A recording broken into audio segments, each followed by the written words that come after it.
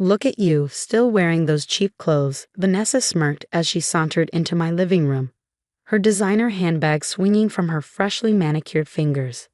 I, on the other hand, just had the most amazing transformation. Want to guess how much my new face costs? I stared at my sister-in-law, my heart pounding against my chest as the realization hit me. The sudden changes in her appearance, the bandages barely hidden by her expensive sunglasses, and that smug smile that seemed even more pronounced than usual. It all made terrible sense. "You didn't," I whispered, my fingers clutching the edge of my coffee table.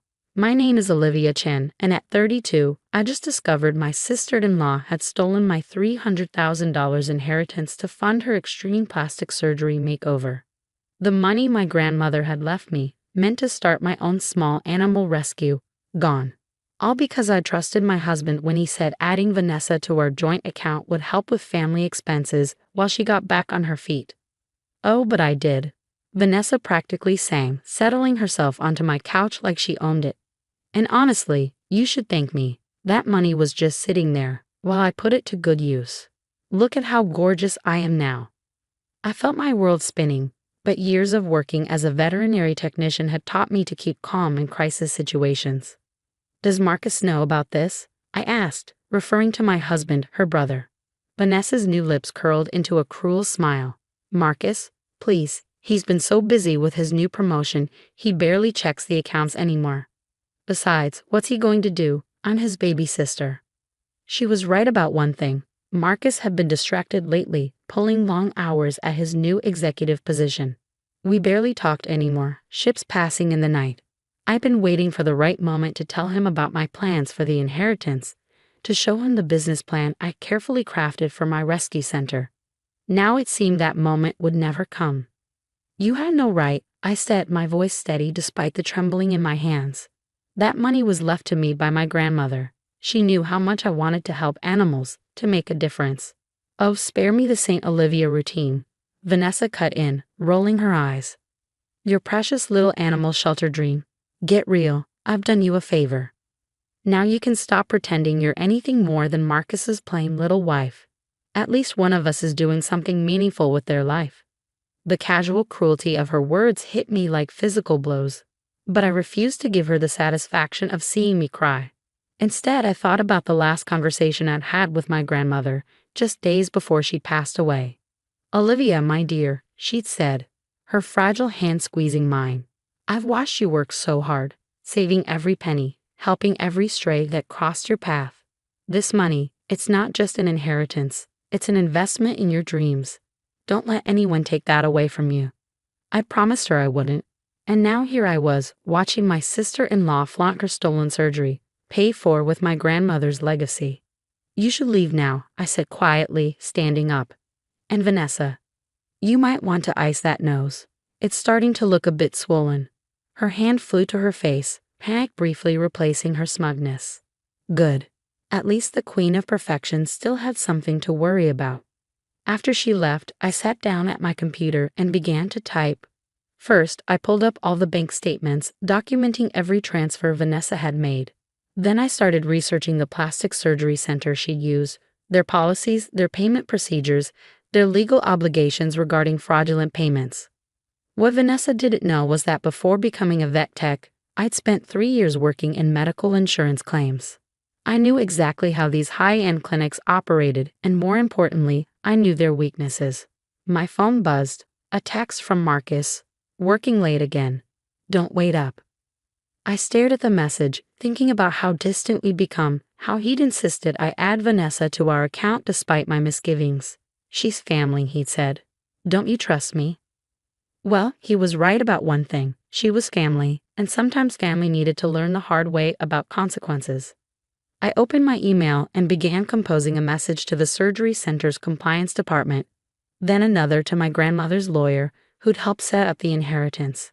Finally, I reached out to my old colleague from the insurance company, the one who now worked as a fraud investigator.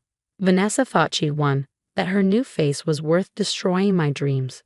But she'd forgotten something crucial about me. I'd spent my entire career helping injured animals heal. I knew all about patience, about waiting for the right moment to act, about the importance of thorough documentation. And most importantly, I knew that sometimes the best revenge wasn't swift or dramatic. Sometimes it was methodical, carefully planned, and executed with surgical precision. As I worked late into the night, gathering evidence and building my case, I thought about my grandmother's words again. Don't let anyone take that away from you. Don't worry, Gran, I thought as I attached the final documents to my emails. I won't. Vanessa wanted a transformation. Well, she was about to get one, just not the kind she paid for with my money. The response from the surgery center's compliance department arrived faster than I expected. Dear Ms. Chen, we take allegations of fraudulent payments very seriously. Our legal team will be in touch within 24 hours. I closed my laptop and looked at the empty side of our bed where Marcus should have been. It was 2 a.m. and he still wasn't home. Another late night at the office, or so he claimed. Part of me wondered if he already knew what his sister had done. My phone buzzed with a text from Vanessa. Having some complications with the healing. Need another $5,000 for follow-up procedures. Take it from the account or I'll tell Marcus about your secret meetings with his boss. I stared at the message, almost laughing at her attempt at blackmail. The secret meetings had been about planning Marcus's surprise birthday party 3 months ago. But Vanessa had always been good at twisting reality to suit her needs. The next morning, I walked into the veterinary clinic where I worked, trying to maintain my normal routine. I was checking on a recovering German Shepherd when my phone rang. Marcus's boss, David. Olivia. Just got a strange call from the fraud department at First National. Something about large transfers to a plastic surgery center. They're asking about signatures and authorizations. My heart raced. The wheels were already in motion. Yes, I was going to talk to you about that. My sister-in-law made some unauthorized transactions. I may need to take a few personal days to handle this. David's voice softened. Take all the time you need. And Olivia? Marcus doesn't know yet, does he? No, I admitted. I'm handling it my way first. After hanging up, I checked my email. The surgery center's legal team had sent a detailed questionnaire about the transactions. They were particularly interested in the intake forms Vanessa had signed, forms where she claimed the money was gifted to her. I filled out everything meticulously, attaching bank statements, text messages, and emails that proved the money was my inheritance. Then I added the recent blackmail attempt for good measure. Just as I finished, the clinic's front door chimed.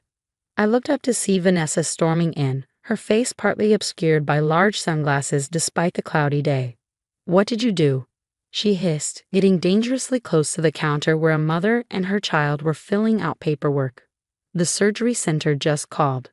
They're talking about payment verification and fraud investigations. I smiled politely at the startled clients before leading Vanessa to a private examination room. Lower your voice, I said calmly. You wouldn't want to strain your newly reconstructed vocal cords. She ripped off her sunglasses, revealing significant bruising around her eyes. Fix this now, she demanded. Tell them it was a gift. Tell them you authorized everything. I leaned against the examination table, crossing my arms. Like you told Marcus about taking the money? Or did you think I wouldn't notice the forged signatures on the transfer documents? Vanessa's face, what was visible under the swelling, paled slightly. He's my brother. He'll understand once I explain. Explain what? I cut in. How you stole his wife's inheritance? How you forged documents? How you tried to blackmail me this morning? The surgery center has quite a thick file on you now, Vanessa, and it's not just them asking questions. She grabbed my arm, her manicured nails digging into my skin. You don't want to do this, Olivia. I can make your life very difficult. Who do you think Marcus will believe? His loving sister or his boring little wife who's never quite fit into the family? I carefully removed her hand, noting the fresh bruises her grip had left. That's assault, Vanessa. In a medical facility with cameras. Would you like me to add that to the file too? For the first time, I saw real fear flash across her face. What do you want? She whispered. I want my money back, every penny, plus interest. You have 48 hours to figure it out before I let the investigation proceed. Oh, and you might want to ice that eye. The swelling's getting worse. After she stormed out, I documented the assault and added the security footage to my growing file. Then I called my grandmother's lawyer again. The surgery center's preparing to reverse the procedures, he confirmed. They can't risk a fraud investigation. Their reputation would be ruined. But Olivia, you should know. Marcus called me this morning. My heart stopped. What did you tell him? The truth. That his sister stole your inheritance and used it for unauthorized cosmetic procedures. He's not taking it well. I thanked him and hung up, my hands shaking slightly. Then I heard familiar footsteps in the hallway. Marcus. He appeared in the doorway of the examination room, his face ashen. Tell me it's not true, he said quietly. Tell me my sister didn't steal from you. I pulled out my phone and showed him the documentation, the transfers, the forged signatures, this morning's blackmail attempt. With each swipe, his expression grew darker. I trusted her, he said, his voice breaking. I insisted you add her to the account. This is my fault. No, I replied, touching his arm gently. It's Vanessa's fault, and she's going to fix it. Just then, my phone buzzed with another message from Vanessa. You win. I'm taking out a loan to repay everything, but don't think this is over. I showed Marcus the text. She's right about one thing, I said. It's not over. The surgery center is launching a full investigation into her case.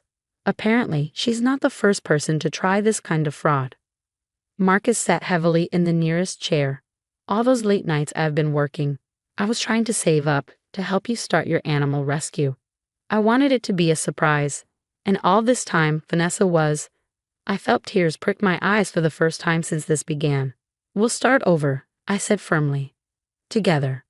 But first, your sister needs to learn that actions have consequences.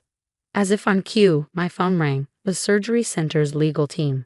They wanted to know if I pressed charges once their investigation was complete. I looked at Marcus, who nodded slowly. Yes, I said into the phone.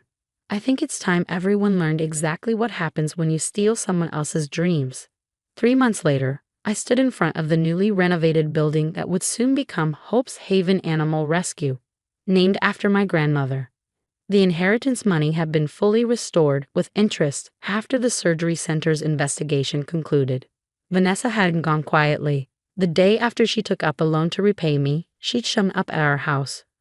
Her partially reversed procedures making her face look oddly distorted. You've ruined everything, she'd screamed, mascara running down her cheeks.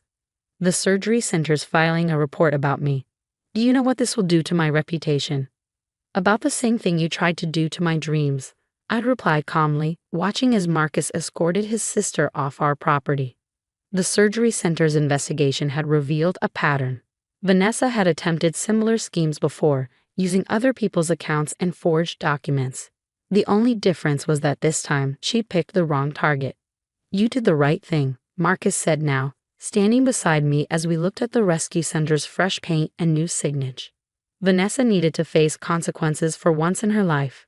He'd been true to his word about starting over together. The long nights at the office had turned into evenings spent helping me plan the rescue center. Every wall we'd painted, every renovation we'd overseen, had helped rebuild not just the building, but our trust in each other.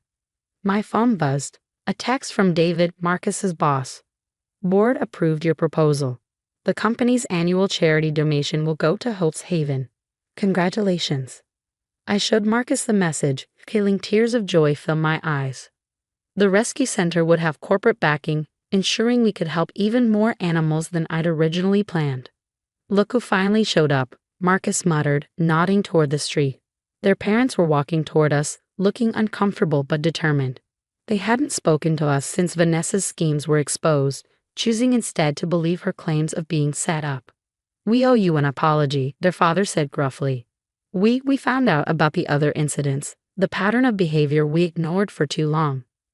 Vanessa's agreed to get counseling, their mother added quietly. Real counseling, not just cosmetic fixes. I nodded, accepting their words but maintaining my distance. Trust, like the rescue center, would need to be rebuilt slowly, with careful attention to foundation and structure. Later that evening, as Marcus and I sat on our porch swing, I pulled out the last photo taken of my grandmother and me. What do you think she'd say about all this? I asked. Marcus smiled, wrapping an arm around my shoulders.